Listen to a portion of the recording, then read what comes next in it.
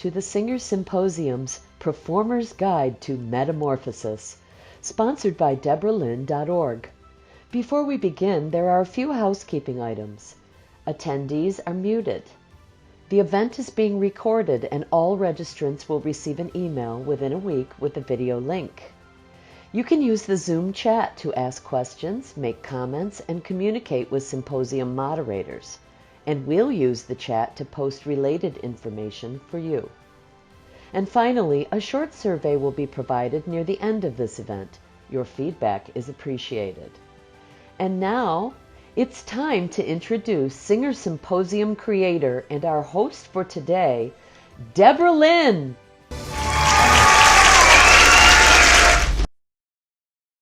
Welcome, everyone. I love the word metamorphosis. It conjures up images of cocoons and butterflies and the transformational journey that many of us have been on. Mine began early in life, but there was a specific moment in 1986 where I know that I made a fork-in-the-road decision to follow my heart and my dream of becoming a professional singer. Almost as soon as the internal decision was made, obstacles to that outcome began manifesting.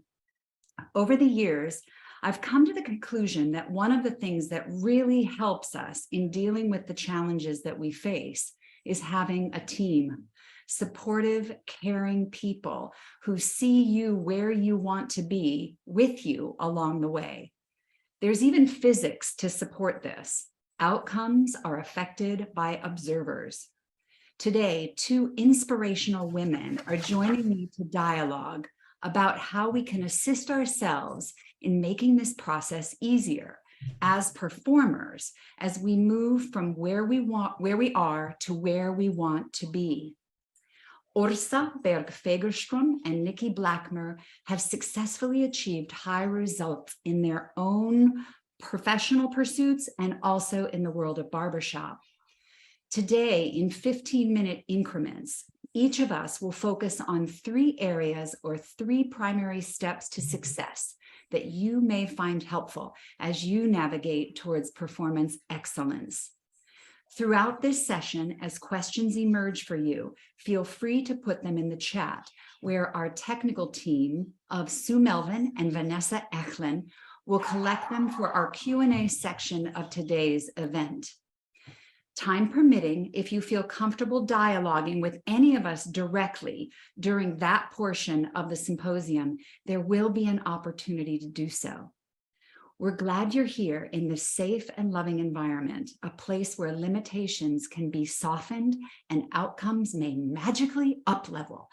Without further ado, let us welcome our panel. First, Åsa Bergh Fagerström, coming to us from Sweden. Yes. Hello, Debra. Hello, Nick, and everybody else. Lovely to see you. And also Nikki Blackmer. Hi, everyone. Hi, Debra. Hi, Åsa. Hi. Hi. It's so cool to see all of us in the same room together. Yes, especially across the planet. So, Nikki, where are you located? I'm in Seattle, Washington, and it's sunny today. And it's sunny. And Åsa, Stockholm or outside of Stockholm? Yeah, a little bit out to Stockholm. Sollentuna is just 10 minutes from Stockholm City. Just curious, what is the temperature there today? Well, we actually yesterday had a lot of snow, so it's been snowing and snowing and snowing. So it's all white and just below 0. Oh, I bet it's just beautiful. Yeah, and I was out today and it was just 21 degrees. Welcome to winter near Cincinnati. All right, so let's go ahead and jump in and get started. So the way that we're going to do it today, right, these like 15-minute presentations. So Åsa, would you be willing to begin for us today? Absolutely. Awesome.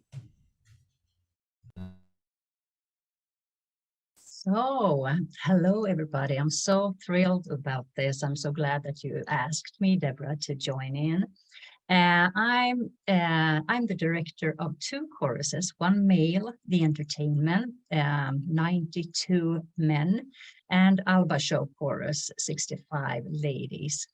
And I'm also a singer in the Northern Stars Chorus, a mixed chorus. Debra asked me to join this session, not only as a director and being Sweet Adeline's singer in quartets and choruses for almost 33 years, but also because in my professional life, I'm a psychotherapist. So I will bring into this task or this area some of the psychological and actually themes, and we will actually go back like 1,000 years or something like that also, and of course talk about what's happening to us on stage, because I've learned during my many years of working with people in different ways that to have a sustainable growth, I believe it's good to have both the intellectual understanding of what's going on, what's happening and why, as well as, of course, your personal story and how that affects your everyday life, and of course some tools and insights about what to do in order to change for the better, of course. So I would like to ask Sue or Vanessa, do you have my PowerPoint to share maybe? Yes, hang on.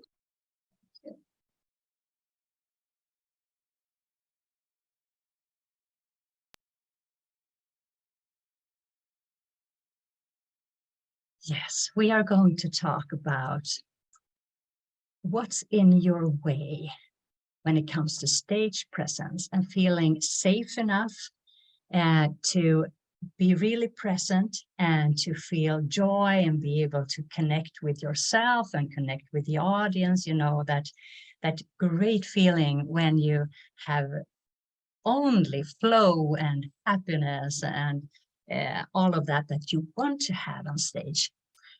What do you think is in your way of that? So I would like to ask all of you to just close your eyes for a little bit and think back and see if you can visualize a memory of you being on stage or maybe backstage and not feeling so very good. Maybe a performance that didn't go as you wanted it to go. And maybe you felt things or some physical things happen to your body or whatever that you didn't want. Just feel that, see the memory, and feel what happened to you. How was the body? What thoughts were in your mind? How did you feel? Just stay there for a little bit and just visualize how that was for you. And please come back in your tempo. And I would like somebody brave enough to share. What experience did you have in the past? Maybe it wasn't such a big deal. Maybe it was just a performance and you got nervous or sweaty or trembling or whatever. But please, would someone want to share just a short memory with me? Not all at once, please. Åsa, this is Debra. Yes. Yes, you immediately took me back to probably the worst moment of my life. I was into the woods and I was standing backstage and I was terrified of the role I was playing. And I remember literally my whole stomach kind of tensing up and sort of this, sweat kind of feeling like I'm nervous, and I had to go on. And I was so distracted by my physical body that I literally tripped over my first line, but just even trying to get into that particular scene. But I just remember that it had to do with the fact that I felt so unable to deliver it effectively. There was something about that particular moment. It was awful. Oh, I understand. And do you recognize? Do you remember how? Can you even feel that feeling in your body right now? Oh, When I you did. think about it? Right back. Yeah, in your back. Yeah. Thank you. In my tummy. In your tummy. Yeah. And thank you for sharing, Debra. Does anybody else want to share a similar experience? A couple from the chat. Yeah. Someone said heart pounding. Yes. Unsure of notes and words and choreo, like feeling that they were faking a feeling because they were so distracted. Yes. That is so common, I think. Yes. And I think we all have these situations, maybe not from performing as singers, but maybe from school or from work or from just speaking in front of people. It happens to us all. And just a question. Let's see if I would like to switch. Yes, can you please switch slide? What do you think that we are afraid of? What happens? What happens in that situation? What are we afraid of? Really?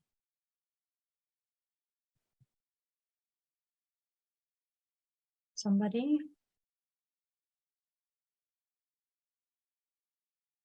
Failure. Failure, yeah. Not being good enough, maybe. Yep. Yeah. That was the next Shame. one. Shame. Making a mistake. Letting the audience down.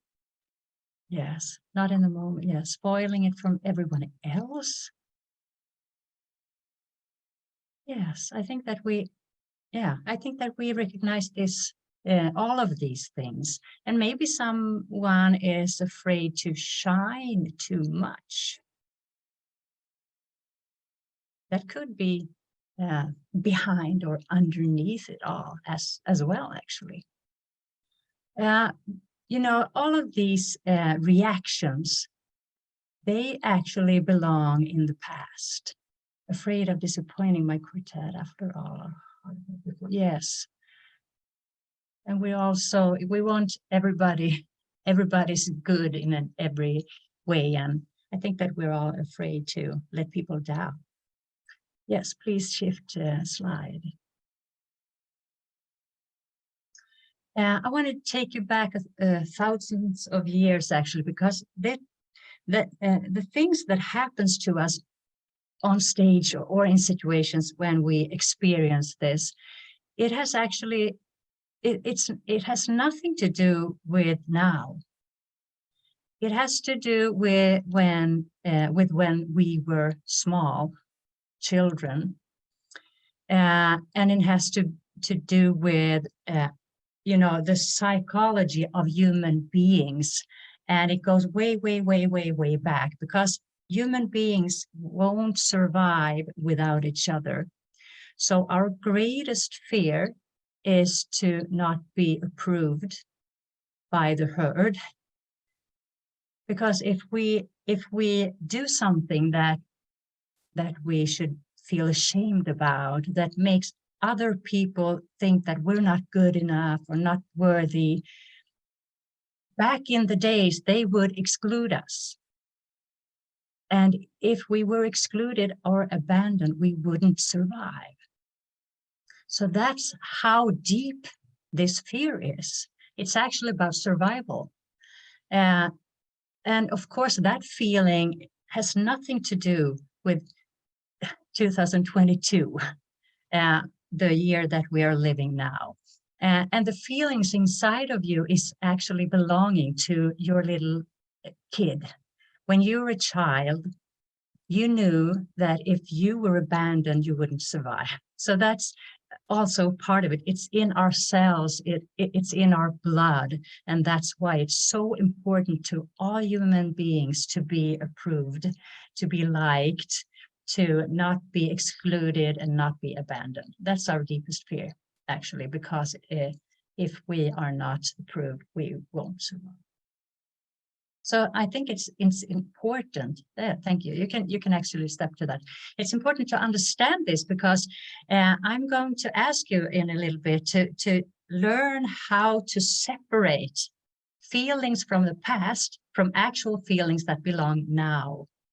And just a quick word about this stress reactions: sweaty, dry mouth, maybe thoughts running around your head, trembling. All of those reactions are alarm for the body to, just prepare you for a dangerous situation so that you can be alert enough to protect yourself in order to survive. So all of these reactions are actually helpful when it was, in the old days. But nowadays, if you're on stage, you won't die if you sing the wrong note, but your system thinks that you will. Please change the, yes. And it's all about fight, flight, or freeze. I think that you have heard about this. We have 3 ways of protecting us from danger. Fight is like, okay, I will fight the lion coming towards me, or I will run away, or I will play dead. That's our 3 main protection ways of protect ourselves. And that is actually what starts to develop when we go to stress and sweat and tremble and all of these reactions. Lynn, you can change, yes.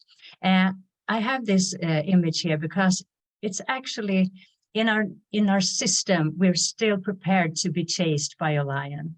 And that's what happens on the stage when you experience this. And if you're thinking about the moment when you're actually running from a lion, I think that you can imagine that there is no room for, great ideas or feeling connection with you and the audience or meaning every word. I think that somebody wrote that I actually said the words, but I didn't mean them. Yeah, of course, because you were fighting for your life. You were running, trying to survive. And you can change slide, please. The reactions we have is actually emotional memories.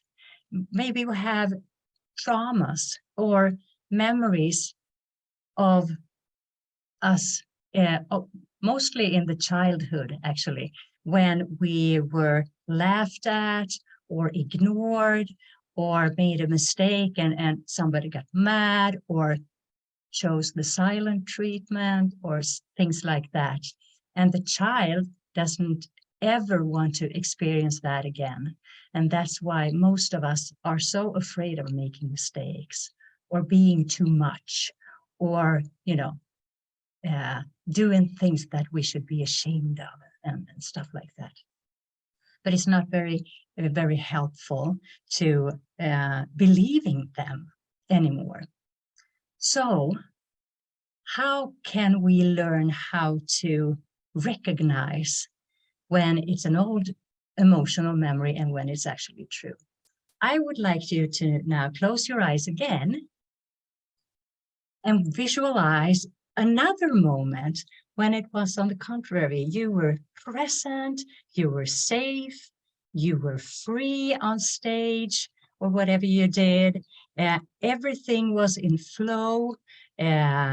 You were totally present and had such a connection with yourself and the audience. And so you just flew. Just imagine that and feel how it feels in the body. And notice what thoughts comes to mind and notice the feelings. And just visualize that for a moment. And if you have somewhere in particular that feeling in the body, where is the feeling?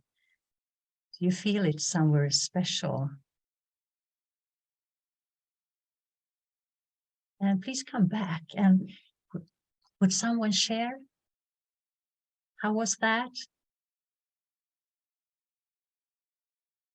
You're allowed to unmute and dare to say if you like.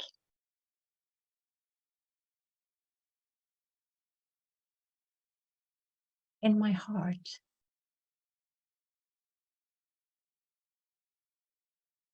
In my whole self. Beautiful. In my core body. In my smile. Wonderful. Could you please, Sue or Vanessa, take away the slides for a minute so I can see everybody. Now I will maybe take the slides again then after that. Let's see.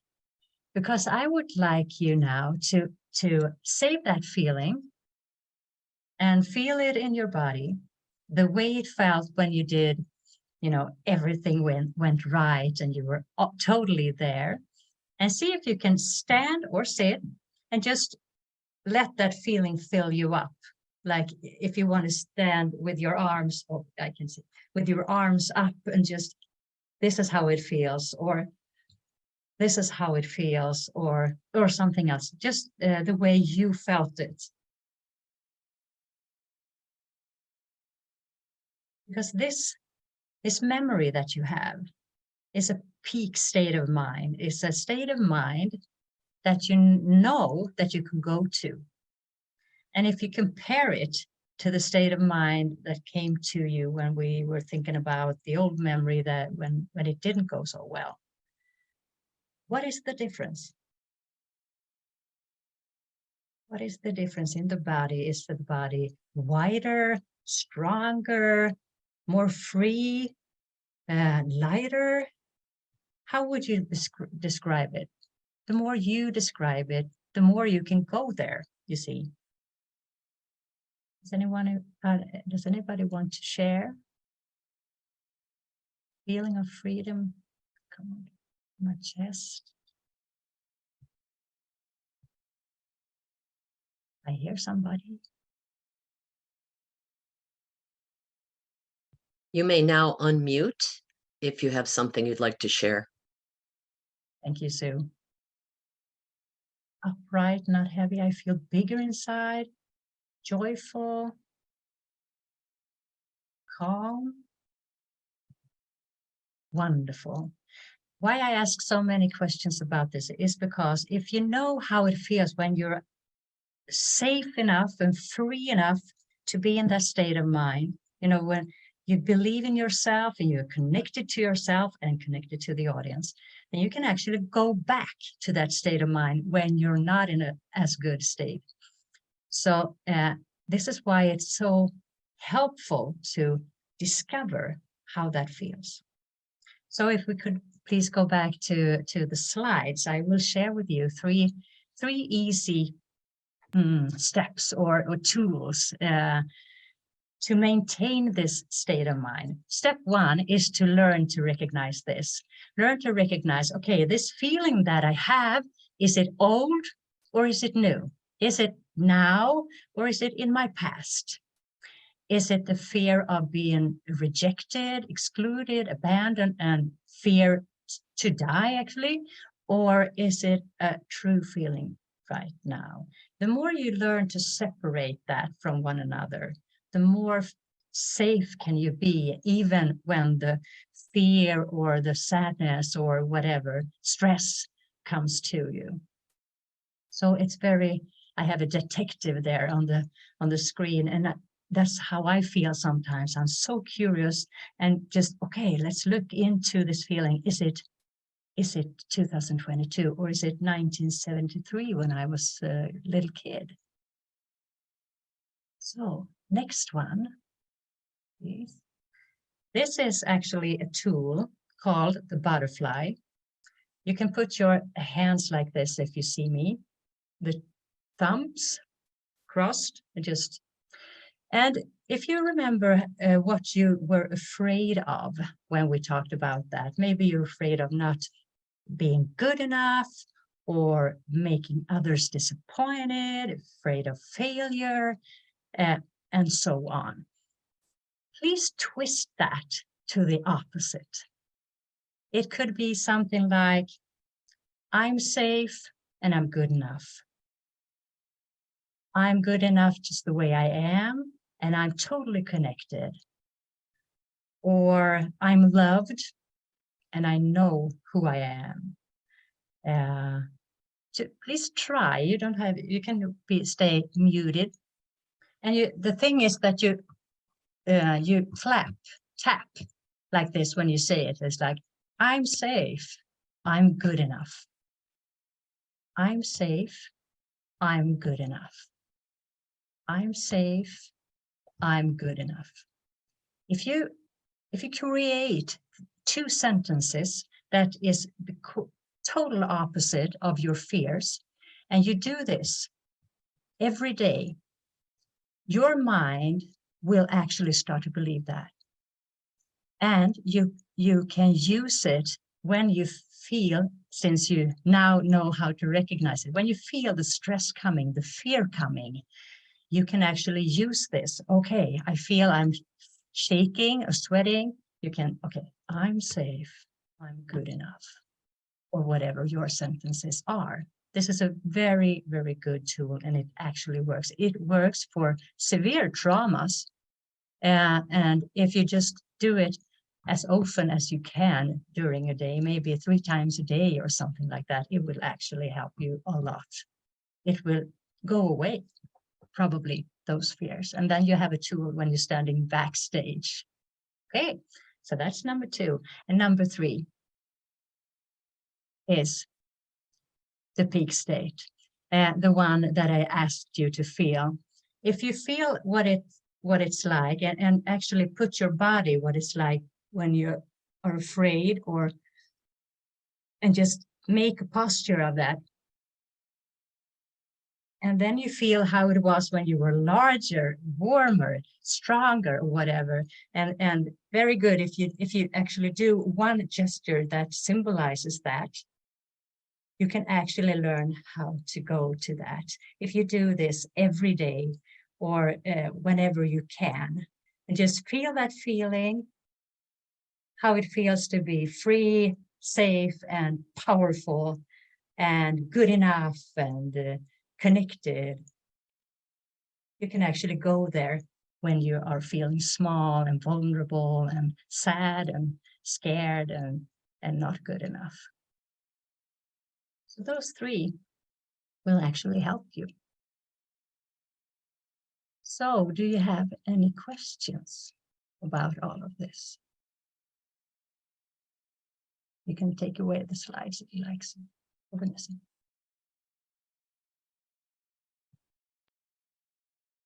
I really felt that butterfly. You did? Butterflies are on my mind today. Yes. I could feel that. Yeah. It's a fantastic tool. I have worked with people with severe trauma. So, I mean, really, really dark memories. And they have been really helped by understanding that it's not now and twisting it around to the opposite. Butterfly felt amazing and safe. Good, great. I have a question. Yes. Is there a way in which it'll go away forever and like not, like where the feeling of fear of failure, where it's not gonna come back anymore?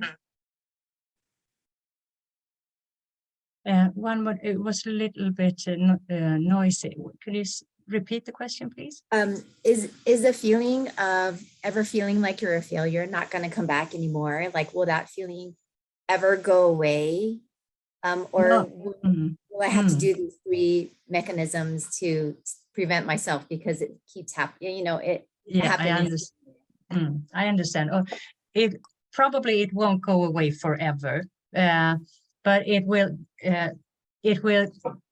you will notice much easier that it is, even though it's a strong feeling, you will know how to carry it, because you will know that, okay, this is a strong feeling, but it's not true.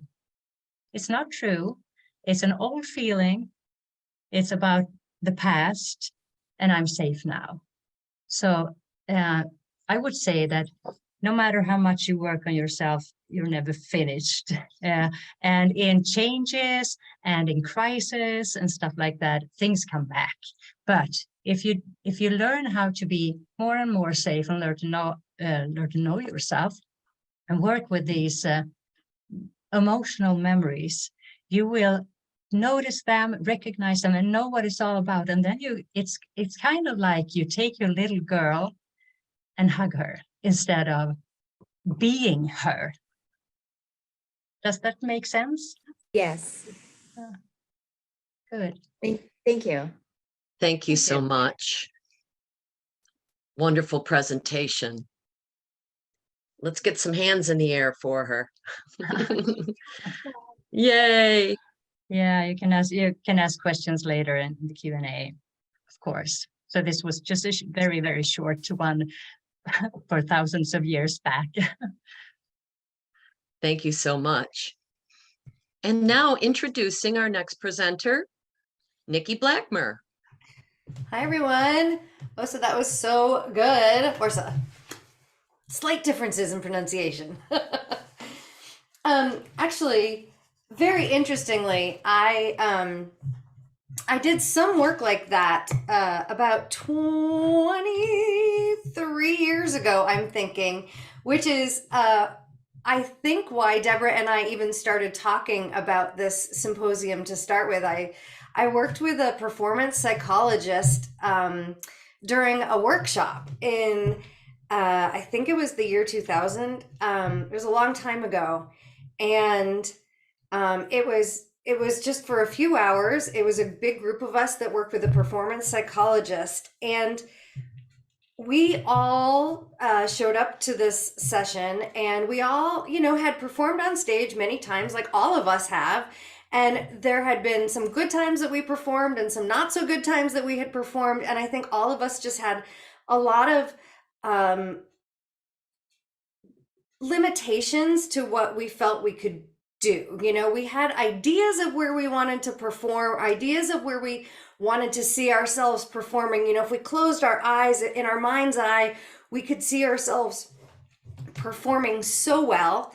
And then when it came to it, we knew that we were all kind of falling short of that mark. And so when we went to this performance psychologist, he said a couple of things that I thought were really, really smart. The first one is he said,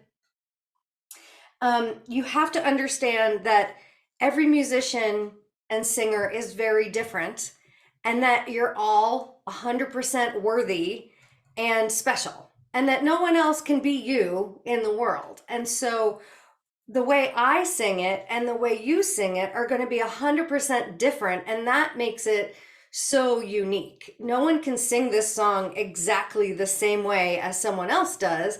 And that's really special. When you go to sing the song, if I sing A Tree in the Meadow and Debra sings A Tree in the Meadow and Sue sings A Tree in the Meadow and Åsa sings A Tree in the Meadow, it's going to be 4 very different interpretations of the same song if we try to be respectful of ourselves and genuine to the musician that's ourselves, and not just try to be like good or perfect or try to be singing towards just a rubric. If we try to just be identifying who we are as singers and genuine to that singer inside, we'll all have something really special to say. And I thought, okay, that makes sense to me. And then the second thing is, he said, when you have flaws, that makes you more relatable to the audience, because all of them also have flaws, and they see their own flaws just as brightly as you see your own flaws. And I thought, oh, okay. And so he said, if you show your flaws on stage, meaning, you know, if you don't sing something super great, or if you mess up and you handle it really well, it makes you actually more likable to an audience because they can relate with that. And it, you know, if you make a mistake, audiences really just like double down into the commitment to loving your performance more. And I thought, well, I have so many flaws. I hope they can relate to that. Okay, cool. And then the third thing he said was, that was getting into the performance psychologist part of that. And he said, okay, so let's look at, in your mind's eye, the performer that you want to be. And so he said, what stops you from going there? And, you know, a lot of us said fear or rejection or looking silly. But for a lot of us, it was actually a little bit deeper than that. And we had to really be thoughtful before we continued on. And for me, it was afraid I would look silly, but he pushed further and he said, can you relate that feeling to any other feeling in your life where you may have had that extreme of a feeling? It didn't have to be feeling silly, but any other part of your life. Can you imagine where you may have had that same sense of feeling? And I realized that that sense of feeling silly also felt a lot like losing control, felt like to me. And I was afraid, I found out, that losing control on the stage could lead to things I didn't know would happen, meaning I didn't know what my emotions would be. I didn't know if I would be able to handle my emotions on stage because maybe I was going to places that I wasn't really prepared to go to, or even understanding of myself in a safe environment, like a controlled, safe environment. I wasn't sure that if I really went to a place of true emotion, genuine emotion on the stage, if I was prepared to handle that. And the only thing I could think of where I could imagine the same depth of feeling was grief. The grief was the only place that I had felt that level of emotion. I'd never felt that level of emotion in joy, and I'd never felt that level of emotion in love, but I had felt it in loss. And I knew that that scared me to try to perform with that level of emotion if the only kind of level of emotion that I'd ever performed with had a you know, relative feeling with that amount of grief. That scared me to go that far. So I invite you to think about this in your head. If your performer in your mind's eye has a limitation that has an emotion to it that has a kind of fellow emotion to it, that has, you know, a depth to it that you've never really encountered, except for something that's relative to it, it's scary. And so what this psychologist said was, okay, well then I want you to imagine the emotion of grief to that depth. How does that feel to you? And that was a scale so big to me that it was, you know, I started to shake and I was crying, and it was hard for me. Now, imagine though, if that was this low, imagine if it was this high, that performance would be incredible, right? But I was only going this far down. And he was like, okay, so imagine in your brain that kind of emotion. And to me, that was the loss of parents and the loss of family and the loss of friends and being alone. And I was so upset, right? And I was crying and I was shaking. And he's like, I want you to fully imagine that scene. And now I want you to burn it up. And I could imagine the scene in 1 second, but to burn it up, it took a little bit of time. And then he said, I want you to imagine the scene again. It took me a couple seconds. And then he said, I want you to burn it up again. And it took me a couple seconds. And then he said, I want you to imagine the scene again. And it took a couple more seconds to imagine it. And he said, now I want you to burn it up again. Now the burning it up became quicker and quicker. And the reimagining of the scene kept taking a little bit longer and a little bit longer and a little bit longer. And in the end, he probably had me do it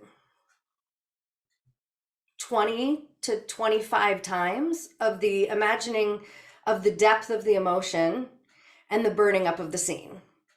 And by the end, I really couldn't imagine or feel the level of grief that I was talking about. I could only kind of think about it as I'm telling it to you now. I could only imagine it in words.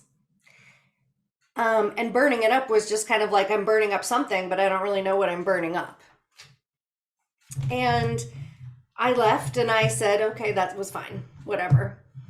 And then we had a performance class later that afternoon. And I remember somehow just closing my eyes in the middle of the performance. And then I opened my eyes and I was rubbing my face against the wall because I had imagined it as someone's chest. And I was rubbing my face against the wall or the window or something. And everyone was like looking at me and I was like, man, I don't know where I am right now, but this is a good place to be performing.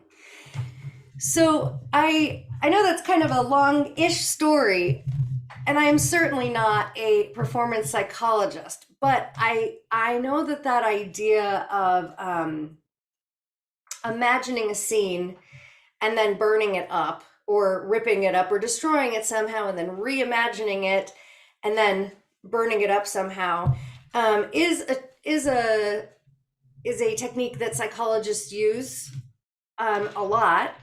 And you don't have to have a psychologist to help you through that. You certainly can. You don't need to. But what it does is that it basically takes the power away from the fear or the first scenario that you're looking at. In the beginning, it has so much power, and that's why you can recreate every bit of that memory so easily, and it comes alive so quickly. But after, 15 times of recreating it, you can't really imagine all of the details. And it starts to lose its grip on you. And you start to burn it up so quickly because it starts to just lose its hold in your brain. So I really recommend doing some kind of envisioning like that and trying to burn it up like that. And it doesn't have to be something as dramatic as mine. It could be something like I remember high school going out and forgetting the words to my song and remembering just the terror that I felt remembering the words. And now every time I go on stage, I'm worried that I'm going to forget my words. And so I can remember going out on stage and forgetting my words, and I can burn that memory up. And then I can go on stage and I can remember that scene and I can burn it up. And then I can remember that scene and burn it up. And these things will lose their hold on us the more and more and more you think about them, until we have more of a clean slate and we can start making more memories now where we're at right now as wholer, more whole people that are trying now to be more better performers with the tools that we have now, instead of trying to be performers but still with our past selves having such a grip over us.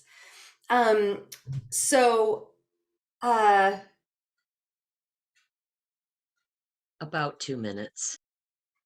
Thanks. I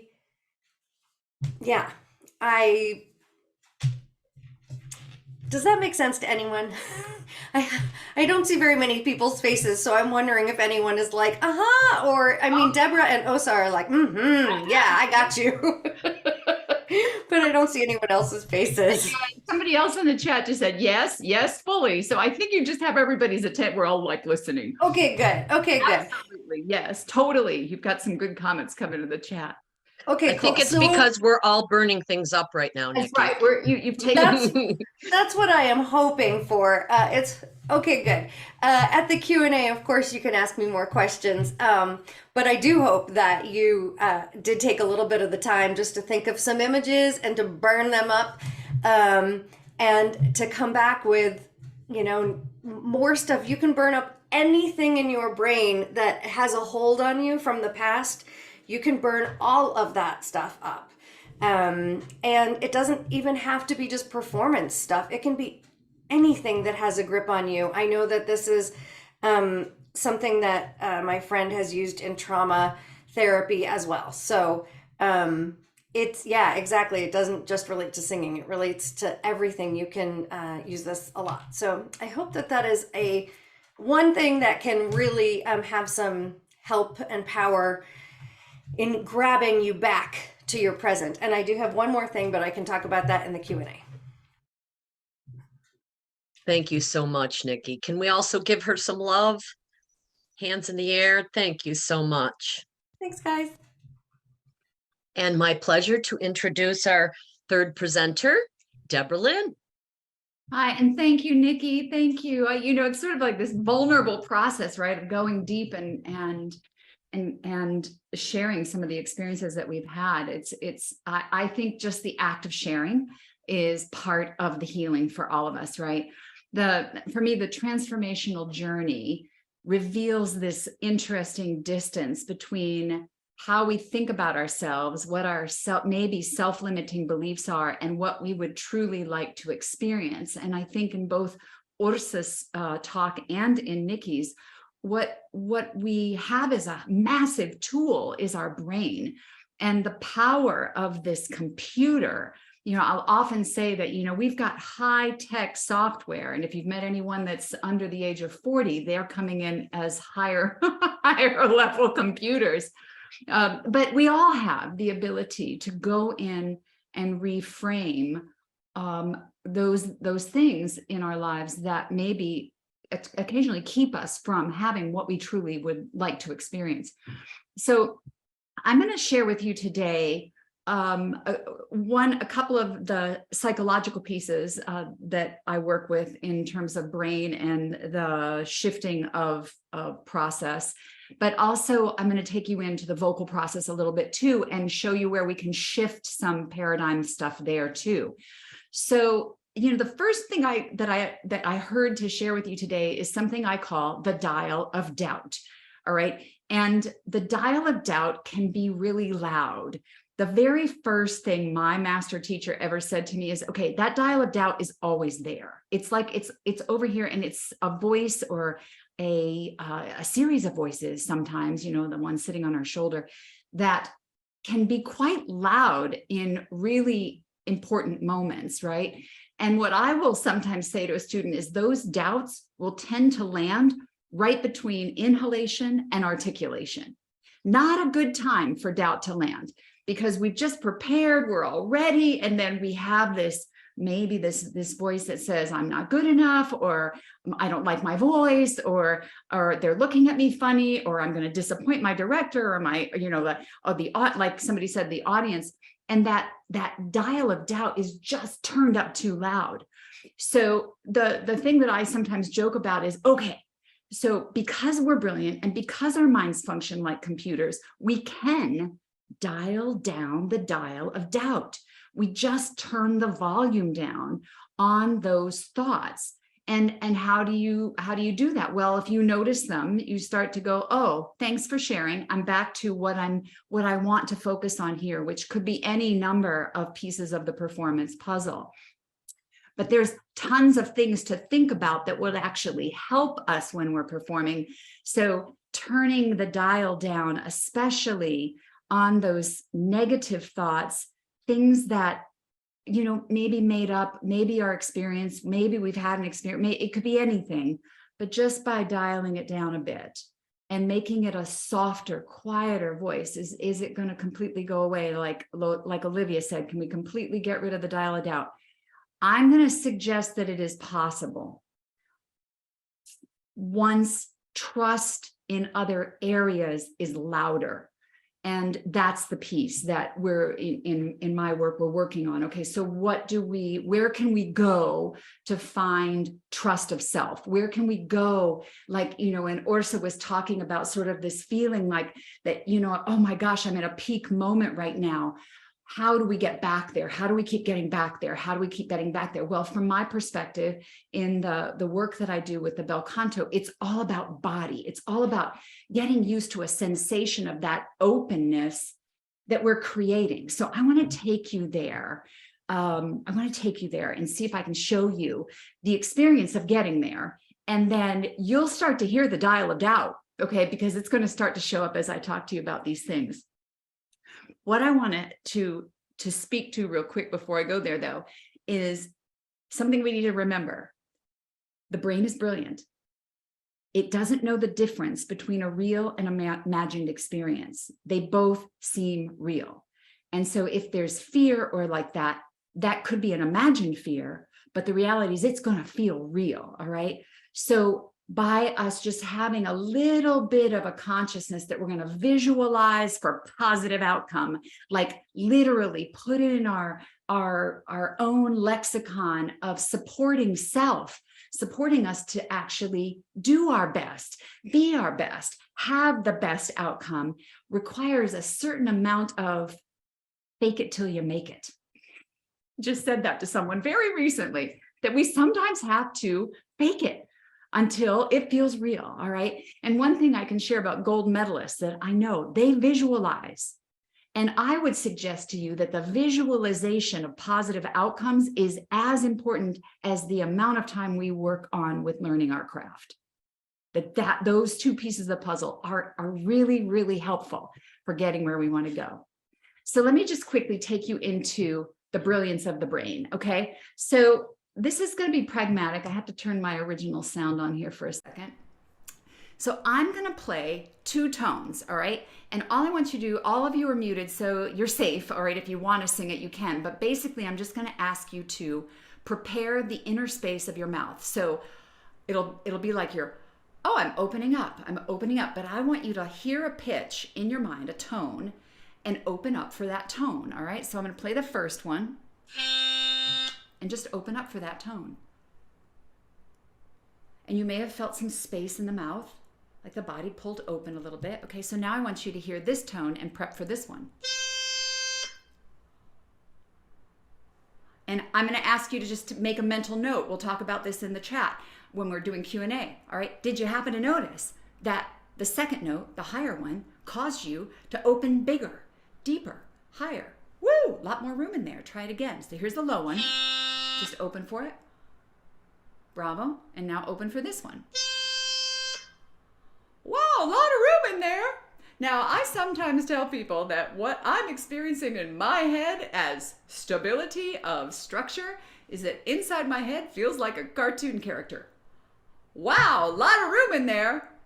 And I'm basically remaining poised in this space of me that does not, it's relentless. I don't let it go. I'm not giving up that space. That space is my space. It is in me. And as I open it, it is part of how I learn to trust self, because I am completely in this moment. I want you to feel this. Everybody exhale gently. I want you to open for this note, pulling your hands towards you. Here we go. Hold still. First of all, you notice your body is upright. Your space is open. And notice how you feel, like you're wide open. Okay, now release. And now notice everything came back down. Okay, it all collapsed. So do it one more time. Here's the high one again. Open. Wow, a lot of room in there. Now, this is a little tip.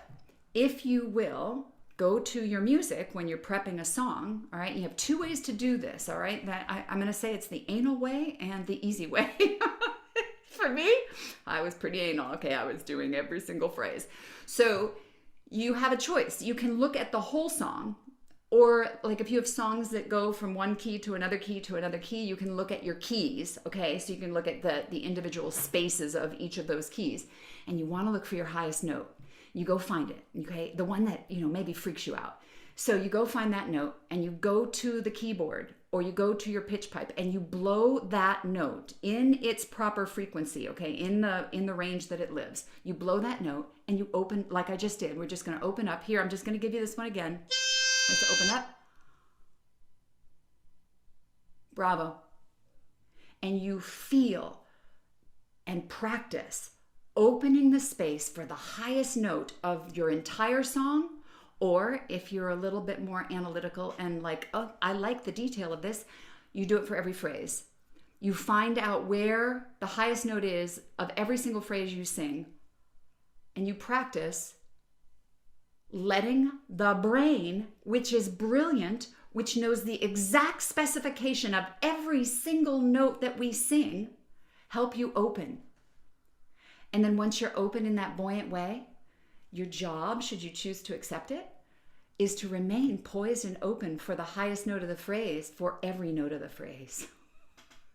Not necessarily the easiest thing to get used to, because, we want to collapse and we like to relax and we want to come down, and there's lots of reasons, which I'm about to show you another one. But that opening for your highest note and maintaining the buoyant space for your highest note for, let's say it's the song, you will be ready for that note when you get there.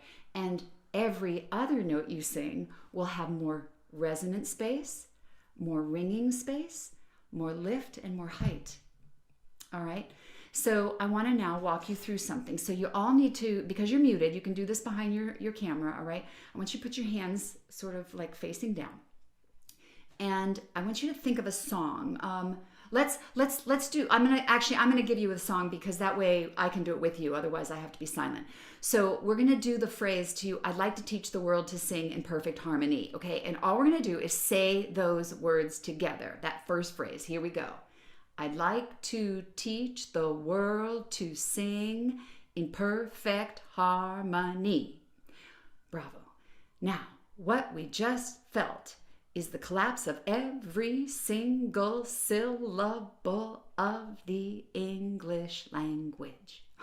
So if we're singing in English, and most of us are, all right, and Åsa and I have had many conversations about Swedish. As soon as they're singing in Swedish, this doesn't happen, okay? And in most cases, if you check with people who speak another language as their first language, it doesn't happen for them either, okay? Because they're used to stabilizing differently, but the English language collapses on every single sound. So now, tip number 2. So now I want you to open up again, open for this pitch. Wow, a lot of room in there. And now all you're gonna do is face your hands upward, and we're gonna say that same phrase again as if we're inflecting up towards the ceiling. Here we go. I'd like to teach the world to sing in perfect harmony. And how many of you noticed that it was lighter, brighter, and it went up? It activated up. Dale Syverson is quoted as saying, music notes go up and down. Sound only goes up. When we start to understand that the magic of us, when we open this space and stabilize this space and keep our space, and we activate upward instead of letting the language push us down, we're going to start to realize there are forces that are not personal. That one of the things I will often say to a certain is that issues that you're having as a singer are not your fault. They're not your fault. No one's trying to have collapse occur. No one's trying to lose their air. No one's trying to have their notes not be in tune, right? We're not doing that. But sometimes those things happen, right? And I'm going to suggest to you that there are forces in the universe, okay? I call them counter forces. In my book, I talk about singing is like flying a helicopter. And it's like, I have kind of this weird, quirky sense of humor. Okay, helicopters go up and down, they go side to side, and they go in and out. And if you think about the way that everything works in us, that's what's happening. You know, we're going in and out, in and out. We're going up and down, we're going up and down, we're going up and down. And then we're all the time. And those counter forces are actually causing structural weight, causing our mechanism to collapse. All right, so exhale again. Here's the pitch. Hands towards you. Open up again. Bravo. Now you'll have to pick your own key, all right? But I want you to just sing that first line of I'd like to teach the world to sing. You know, if you don't know the melody, remember it goes there. I'd like to teach the world to sing in perfect harmony. There's the phrase. Okay, so now all you're going to do is you're going to open up to that space in whatever key you want. And now let's go up towards the ceiling. Ready? And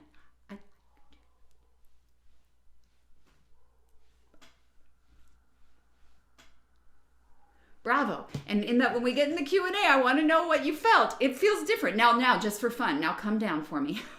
Well, let's just do the contrast. Let's just see what happens. Go this way. Okay, so here we go. You're breathing in. And now here we go.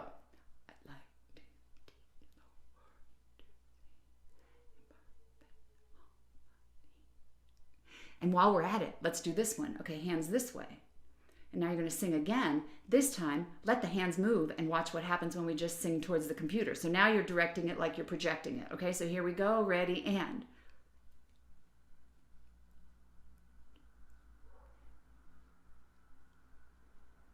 Okay, and you may have noticed some things as you're feeling it in your body. So now I want you to open up. Okay, we're going to take our hands and you're going to open to that cartoon head inside. Okay, it's going to feel like, wow, I've got a lot of room in there. My face is lifted. The space is open. I'm an open space. My upper triangle is just a space. I'm a cello, not a bellow. Okay, so I'm going to open up and now pulse backwards singing. Here we go.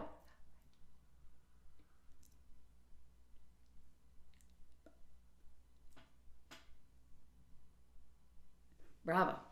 And we come into the Q&A, you can mention what you felt there. There's something different there. You noticed there was something that happened that was different when you went this way versus going this way, all right? So in the process of, how am I doing on time, Sue? About a minute. About a minute. Okay, hang on. All right, let me just do one more real quick thing for you in my last minute, all right? So how many of you all know how Pavarotti was trained to control his air? I'm asking it rhetorically, all right? I'm going to tell you now. Candle flame, 2 inches in front of the mouth. That flame, the teacher asked them to do something, right? And most of us would think it was don't blow it out or blow it out, one of those two, okay? And the reality is, if you've been with me, you know this already, the candle was told not to bend, move, or flicker. And all you got to do is think Pavarotti, think Mario Lanza, think Caruso. All of them were trained with a candle flame. And so this is part of this work. So I want you to try one more time. Put your hands right in front of your mouth. Let's do it both ways real quick. So now you're going to sing the phrase and see what happens. You're just doing your regular, just like you normally sing. Okay, so here we go, and see what you feel.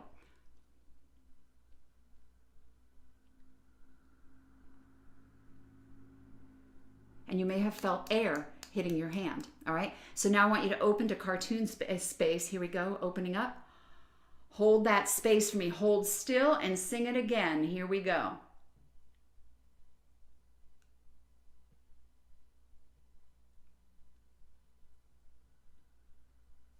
Bravo. Bravo. And how many of you noticed that there was less air hitting your hand when you moved and you maintained more open internal space? So we can talk about that in the Q&A. Thanks for being with us today. We're trying to give you some pieces of the puzzle. Thank you, Debra. Let's give her some love, everyone. Yay. And we will be taking a short 5-minute stretch break, after which we'll delve into the Q&A.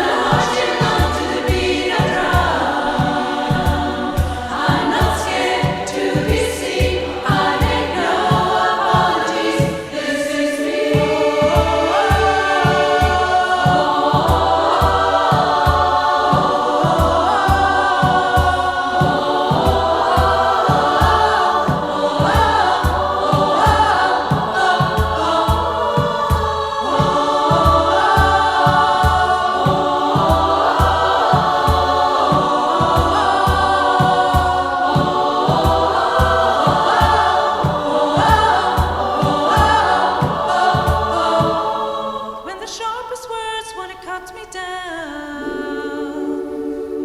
I'm gonna send a flood, gonna drown them out.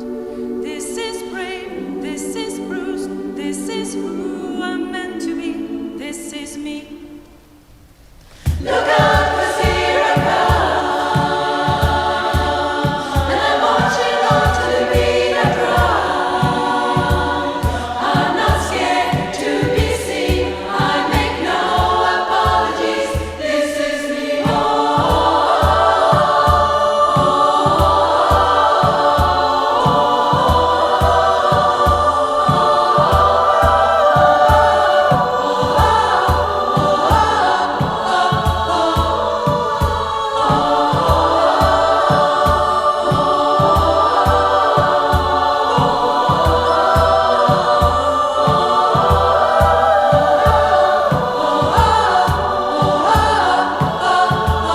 This is me.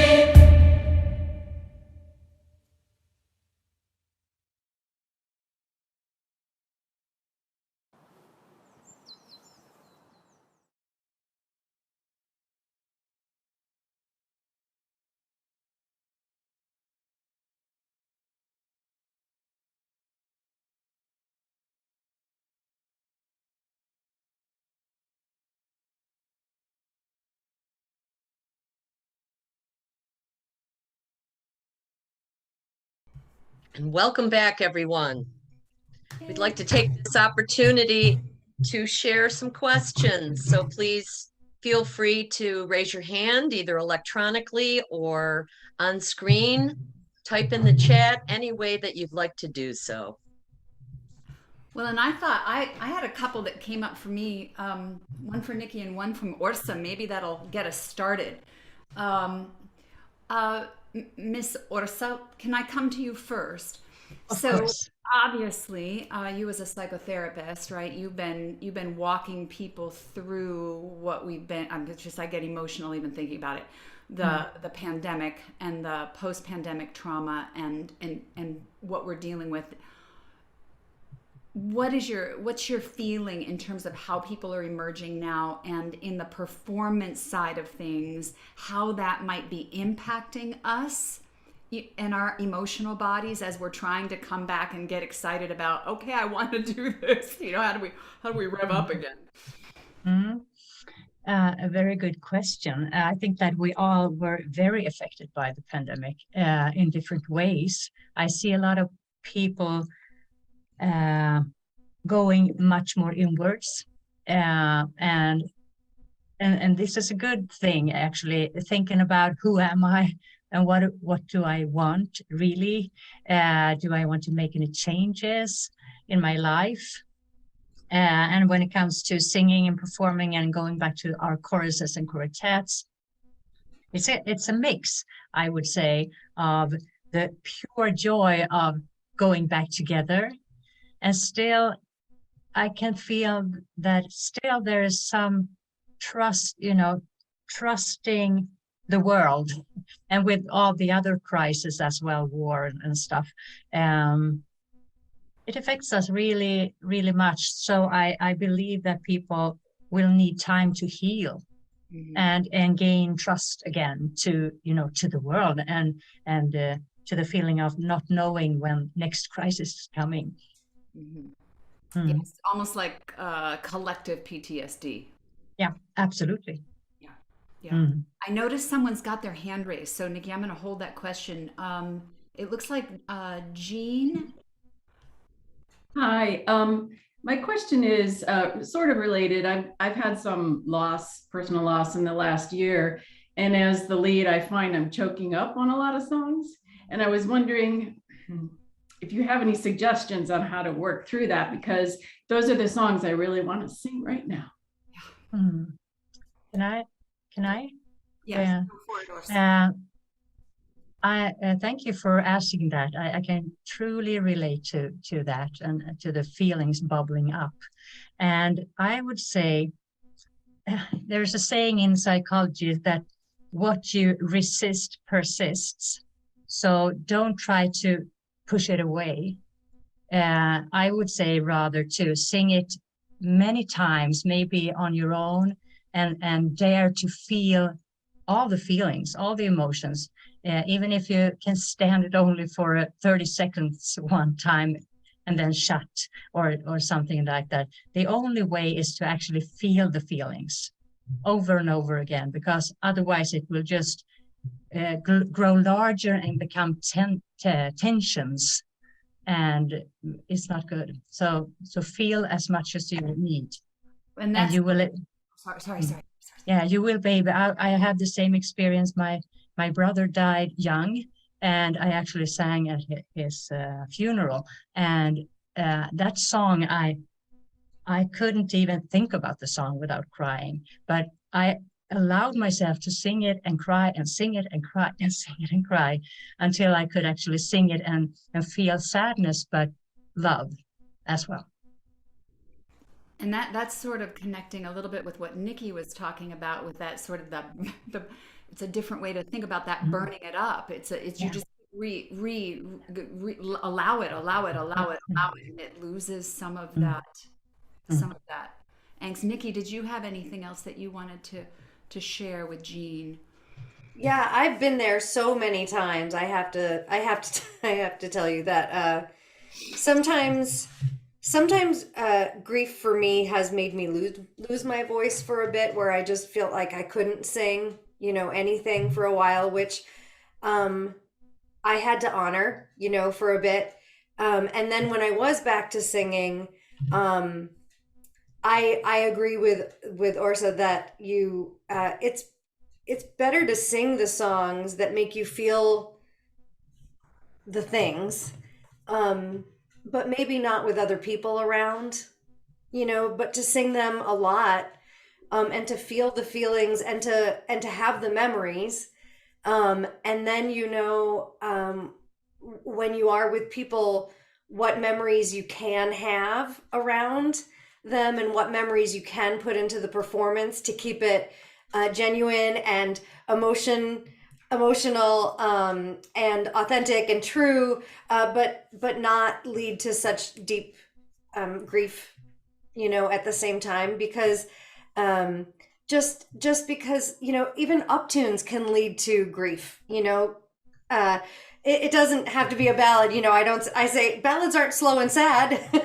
even happy songs can have grief attached to them. So I say sing them, but then when you're singing them, try to also find the good memories that can come in, so that when you're singing them, you can have that good experience with that as well, and that it's a safe experience to have with others on a stage.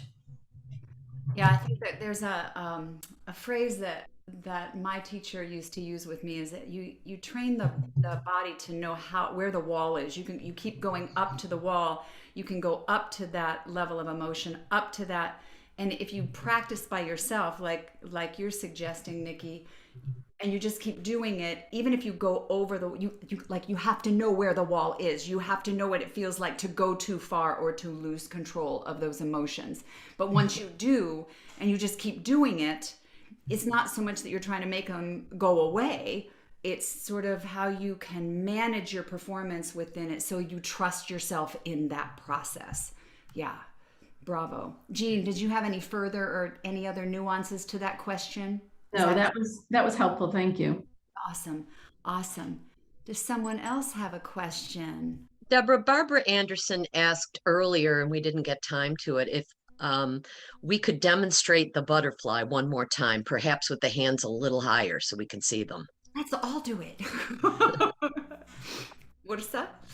Yeah, you take your thumbs like this, just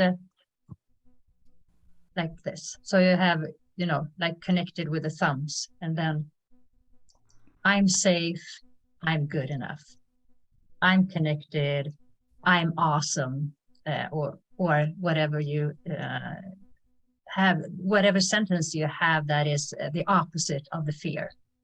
I'm safe, I'm good enough. So tapping, and connecting with the thumbs. Okay. Yeah. Thank you. And you could use this for anything, right? Mm-hmm. So Åsa, is this Also, I know that some people use the EFT Mhm. of tapping. Does Yeah. the physical tapping into the body is like putting it into the musculature somehow? Yeah, Yes. yeah. And when you say it and when you say it and feels something at the same time as you're doing, it's like you're integrating it. And after a while, you actually believe it. Yeah. Almost like a Mm. heartbeat. Almost like a Yeah. heartbeat. Yeah.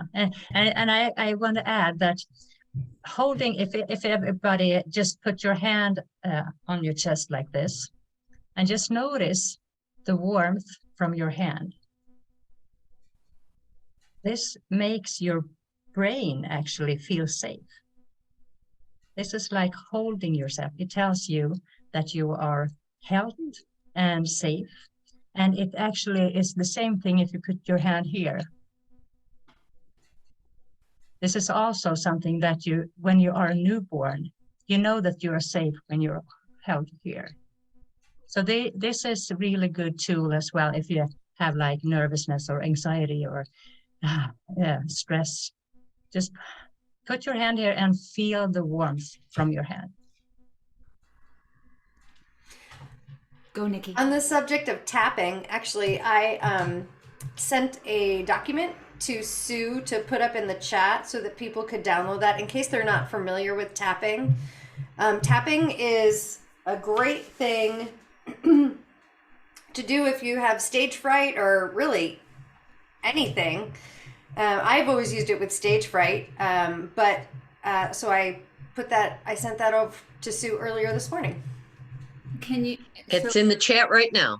Would you be able to like walk us through an imaginary tap? Yeah, of course. The tapping points are in the chat, so you can actually download the document, save it for later. But like you imagine a scenario. I actually, to be honest, I used it when I had to get blood drawn at the hospital to start off because I was very afraid of that situation. So my doctor was like, you should try this thing. And I was like, sounds stupid, but I tried it anyway. And he said, imagine, what's your anxiety level starting? And I said, oh, it's like a 7 or an 8. And then he said, okay, let's do this tapping thing. And so if you follow the numbers on this, you start with a karate chop at the side of your hand and you just tap that for, he didn't really give me a number, but he just said tap it for a little bit, and then you take 2 fingers and then you tap like the inside of your eyebrow and then the side of your eyebrow and then under your eye, under your nose, on your chin, on your collarbone, and then under your arm, and then at the top of your head.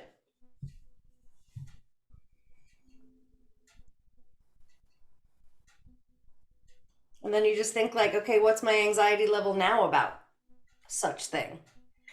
And it usually goes down a little bit. I'd be like, oh, okay, so now it's like a 4. And he'd be like, great, let's tap again. And so you tap again and your anxiety level will go down.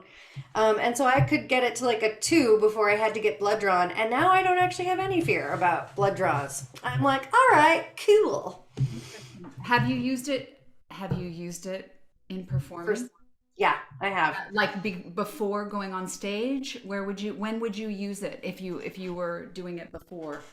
I kind of did it all the time. Sometimes I would do it definitely at internationals, but when you're in your room and you're like but you have like 10 more hours until you take stage, and you're just like for no reason. That was a really good time for me to do it. It would just kind of like take the edge off for me. And it was so easy for me to do backstage. Like I could even do it when I was like walking, people don't know what I'm doing necessarily, but I could do it backstage. I could do it anywhere. And it would just take the level down for me so I didn't have so much anxiety. I could do it right backstage, like behind the curtain. I could do it in the dressing room. on the walk. It was just really Wherever.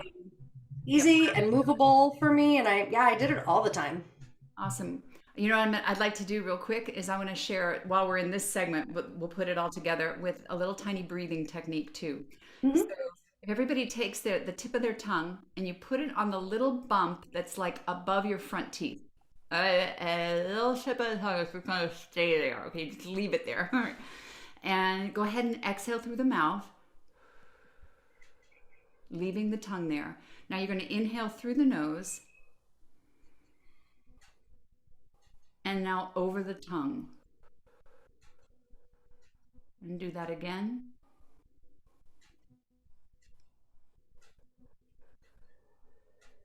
And one more time.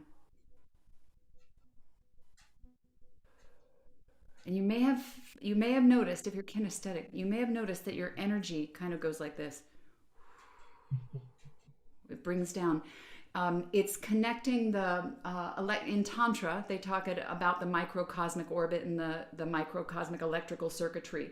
So the tip of the tongue attached at that point connects an electrical circuit, basically down the front of us, up the back of us, down this sort of up and over the spine. And when you do that breathing, it's connecting, so you may know even more of what this is connecting.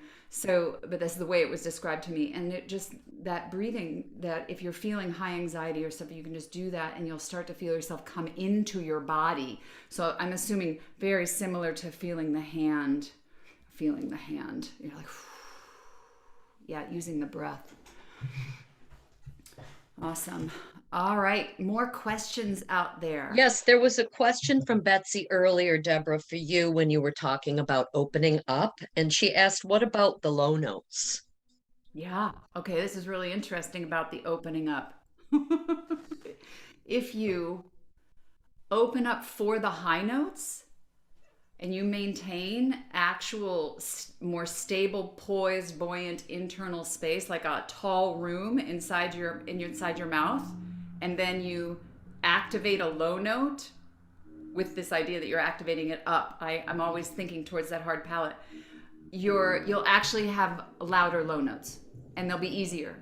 They activate easier because you're suspending the space in such a way that it increases the resonance room of you and gives them more room to resonate, and then they activate and they actually can be bigger, louder, and easier. But Great. For the high, like one way to practice that if you're a bass is go hit the octave up that you have to sing on the low, create the space for the octave up, sing the low note, create the space, sing the low note without losing the space. And Colin asks, I have a huge and deep mental block on my high notes, which has been dragging on for a few years now. Have you any advice how I can reverse this, please? Yeah, Åsa or Nikki?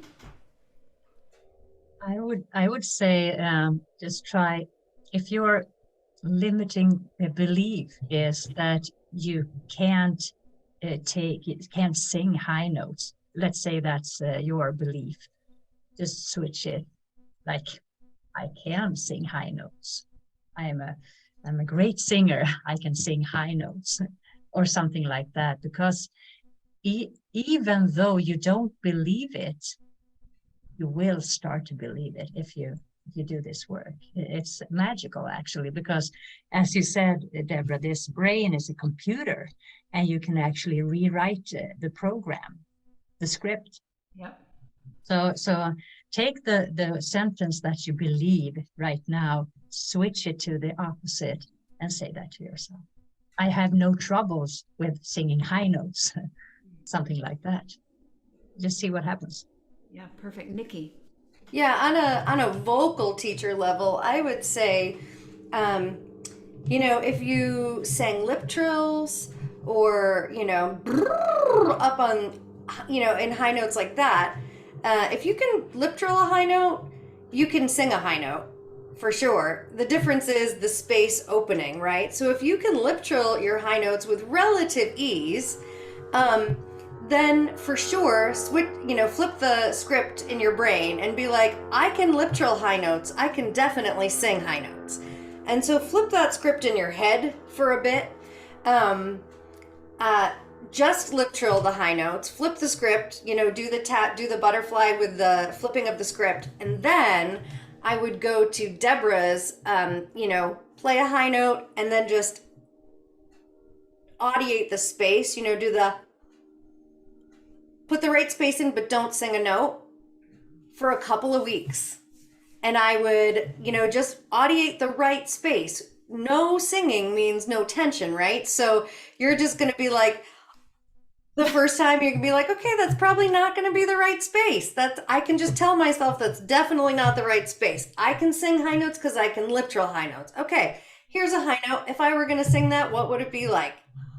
Probably not. Okay, cool. I'm still like thinking the wrong thing in my brain. I can lip trill high notes, therefore I can sing high notes. And then audiate them until your body starts to go the right way, and do that. Audiate it for a while, and then medium high start, audiate that, and then play a medium high note, and then a couple weeks down the line, try to sing one, audiate the space first, then play the pitch and actually sing, make the space and then sing the space. And I think you're going to be real surprised. Yeah. Your brain will change that script, but you have to flip that script and really be, you have to be mindful of flipping the script on it first and audiating the space second, and then, give it some time, but you can totally flip the script in your brain. Yeah. I did it by saying, well, if I can sing an F, I can totally sing an F sharp. It's just a stretch, right? That's how I did it in my own brain. I was like, well, if I can sing an F, I can totally sing an F sharp. It's just a stretch, right, Nikki? Sure, it's just a stretch. And then I could sing an F sharp, and I was like, well, if I can sing an F sharp, I'm sure I could probably just sing a G. It's just a stretch of a half note. I mean, it's just a stretch. I just have to stretch the vocal folds just a little bit. It's not a whole different note. It's just and then I could just incrementally stretch by half step. So I was just playing mind games with myself. Yeah, and it's interesting. I had a very difficult time with. I remember being traumatized in my bel canto studio by my teacher, he was very convinced at the time. I was a coloratura. He believed that I was supposed to be singing Queen of the Night, and if anyone knows what Queen of the Night is, you're singing stratospheric high Fs above high Cs, and they just terrified me. It just terrified me, and I had a couple of not so great experiences in competition where I had to do high E flats, and the last competition I had, there was an aria with 2 high E flats, and I got to the first one and I nailed it, and then I was patting myself on the back for nailing the first one and totally lost the second one, and I was like, okay, I'm not doing this anymore. This is not any fun. So I totally get it about the mental process around this. What I believe is that we try to force the folds, and that they don't like it. They especially don't like it under that level of pressure the higher you go. And so if everyone just is sort of subtly aware of that urge to push, right as you're going towards the note, what we're doing is we're increasing the air pressure tension under the folds at a moment where they're not gonna like it. And so there's a little bit of a psychological thing, like Nikki just said. It's if you audiate it, it's, for me, I call it the internal stabilization. You actually pause. So you play the high note, hear the high note, open for the high note, hold still in the space. Don't move. Nothing moving. And then boom, articulate it really fast without thrusting. You may find if you can slow the brain down enough, which again sometimes is not easy when we're afraid of something, right? The brain gets all twisted in knots. You just have to slow way down and do this you're practice very, very slowly. So Colin, that's 3 perspectives on. I know this issue has been bothersome for you. But I also do believe you can sing them. See what happens with some of these pieces of the puzzle. And Stephen has a question as well. Let me just get to it in the chat. he's been listening to some quartets that have a quote louder volume ability. For example, sometimes they sing more nasal sound. Singing tenor, I have done better on breathing in the past few years, but I have only reached about 2/3 volume that other quartets have. So the question is, as a tenor, any suggestion about what to work on to increase volume but keep the singing quality? All right. Nikki, you want to tackle that one before me, or you want me to go first? I would say I am not as loud as other leads, and I don't try to be. I mean, I sang next to Leslie Wade of Max Factor once, and I literally turned my head with my mouth open, and I was like, how does such volume come out of a human? I was stunned at how loud she could sing. She's an incredible singer with an amazingly loud voice. And then I sing next to Michelle Little from Martini, and she has the most delicate, beautiful, nuanced voice ever. And I just think that we all have different voices with different volume levels, and you sing to the volume level that you can. Like, everyone's loud is different. And I don't think that you should push your volume level to match someone else's. Like, you just have to sing to your own volume level. That's my take on it. Yeah, awesome. Well, I think that's excellent advice, because everyone has their own unique sound, their own unique voice, your own unique weight. Weight in the voice tends to have something to do with the amount of volume someone naturally has. If they have more depth and weight, it's like the lows in their voice are a bit bigger. They will tend to magnify sound a bit greater. But Steve, the other thing is that, at least in the work that I do, volume is it's not the game of volume. There's never any distinction between louder and soft. It's an activation and release of expanded sound that causes the impact of volume in the room, which means it's like you're playing with the room. And so one thing I can suggest you is this whole thing we just went through with Colin about creating the space, especially for those highs. Do the audiating, create the space. Get clear about how big that space needs to be for wherever you are in your passages, all right, for the highest note. And then activate the sound in your mind's eye. Let the brain run this. Let the software run it, where you articulate like you're talking to the ceiling. And your objective as you articulate is to hit that ceiling. Just pop and not try to control it. Because there is to some degree our need or our concern that we're going to be too loud, or we're going to do this too thing, and we start micro-controlling ourselves and trying to manage the sound in micromanagement, and that inadvertently is causing the opposite issue, where we don't actually ever fully release and know how loud we can be. So that hopefully, Åsa, did you have anything else you wanted to add for high note efficiency? No, I think you covered it very well. Good. Yes. Anything? A question from Olivia to Debra. How does the air come out differently when I sing bel canto style when I try not to blow out the candle? Okay, so when you try not to blow out the candle, what happens is your vocal fold mechanism is actually holding the air back. It's not releasing the air. So you're not blowing your air out.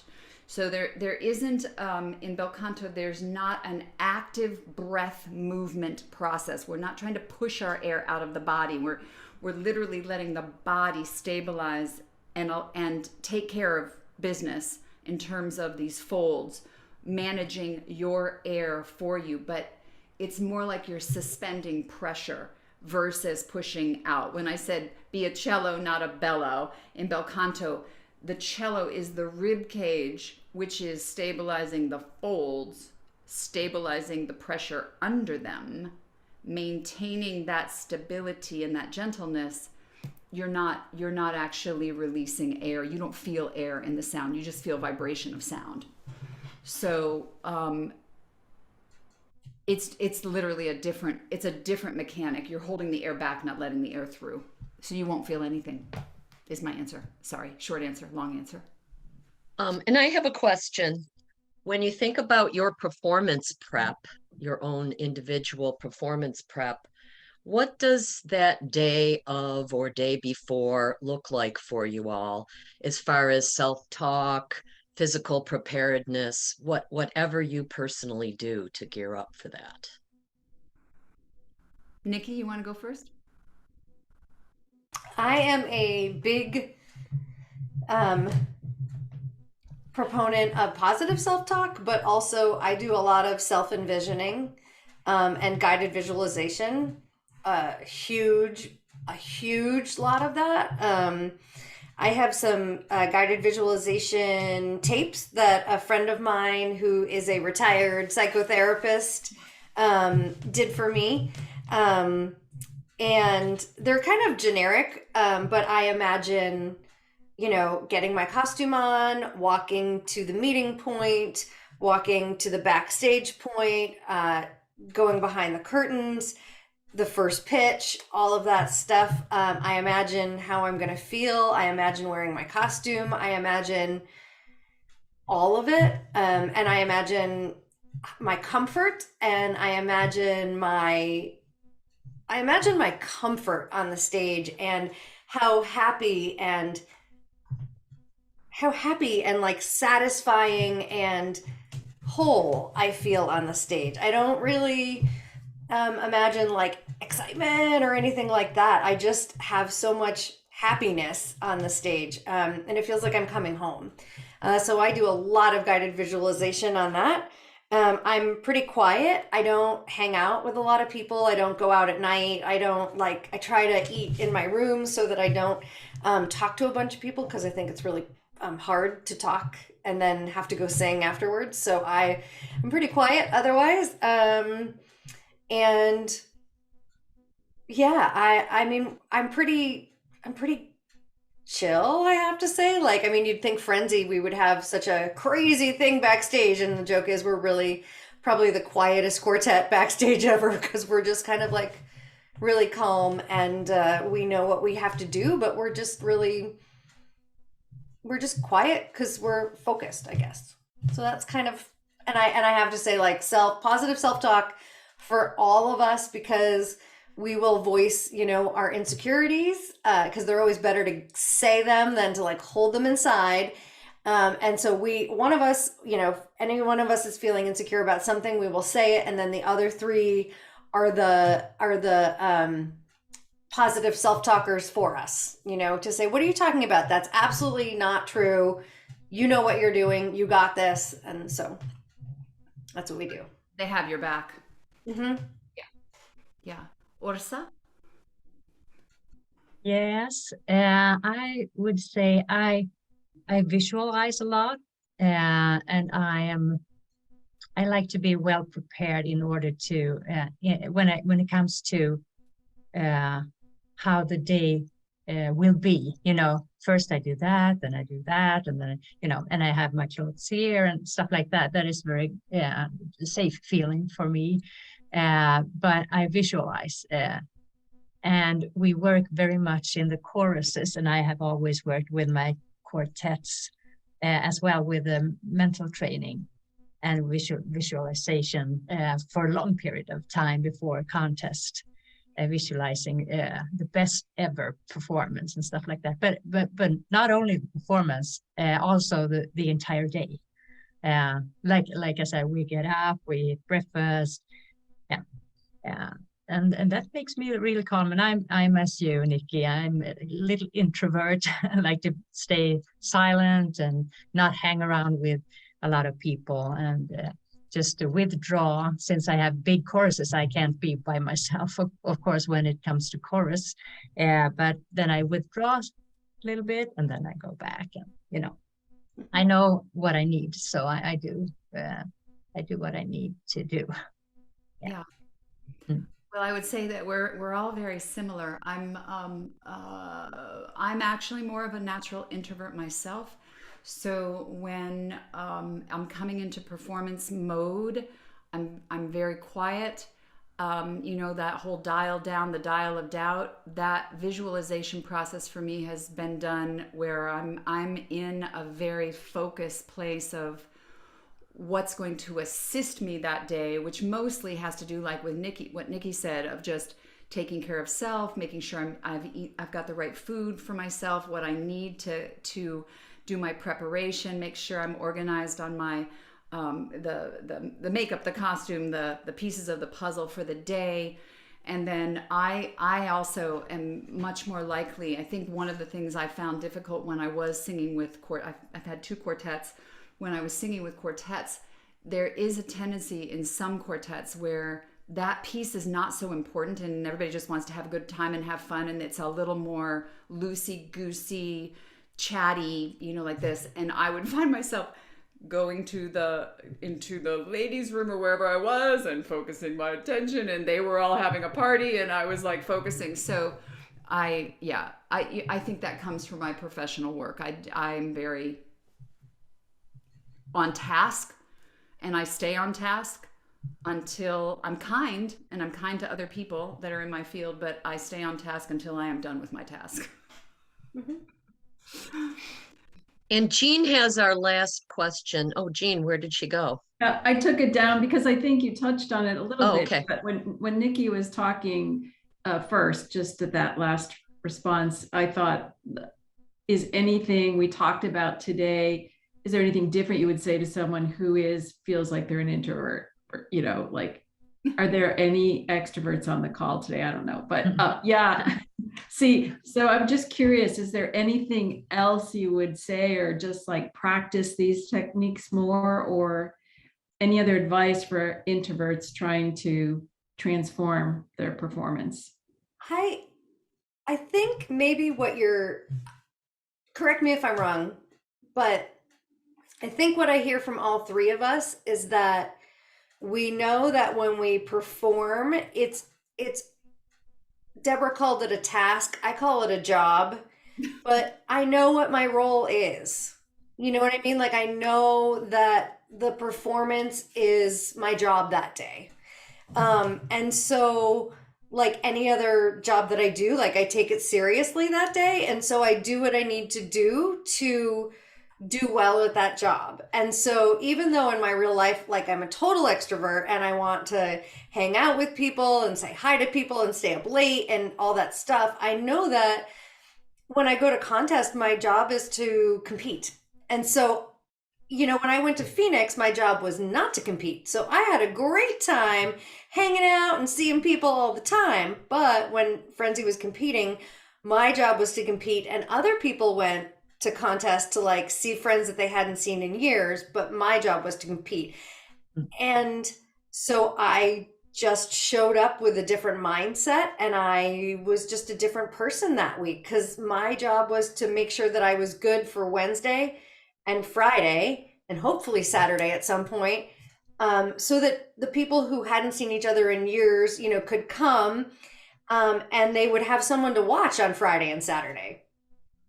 So I think we just kind of looked at it a little bit differently. You know what I mean? Like, when we showed up, we were just like, okay, this is what I'm supposed to do this week. Same with chorus, like, when my chorus competes, it's like, okay, well, I have a job to do for my chorus this week.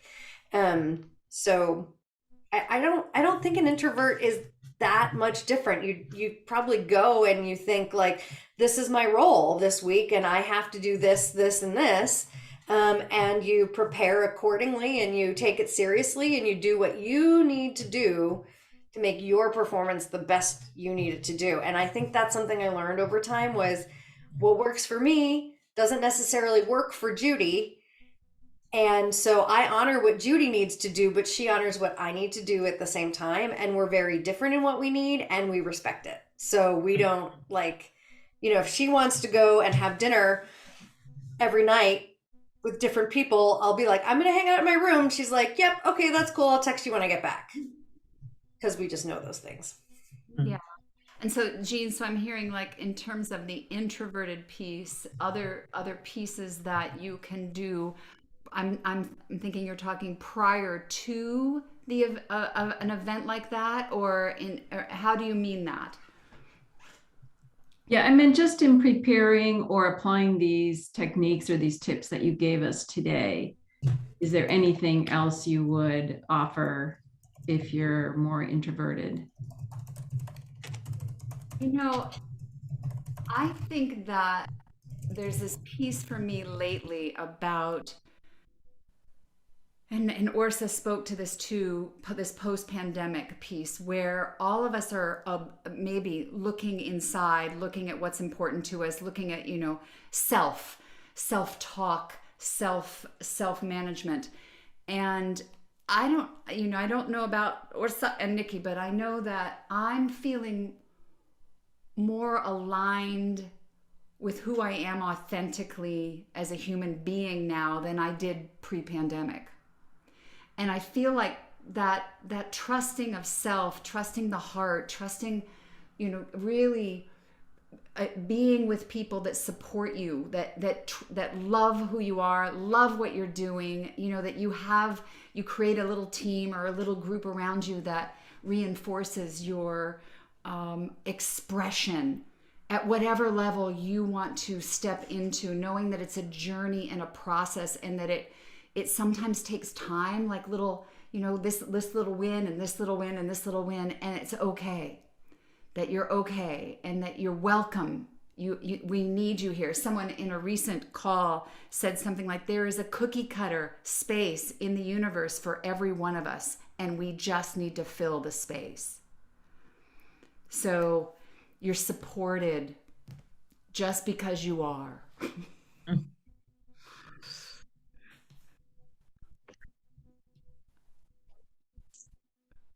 So I think we're good for our wrap up. All right. Well, it's certainly been a pleasure. So Nikki or so who wants to wrap up first today? Nikki, you want to wrap up first since you had to go second earlier? Sure. Yeah.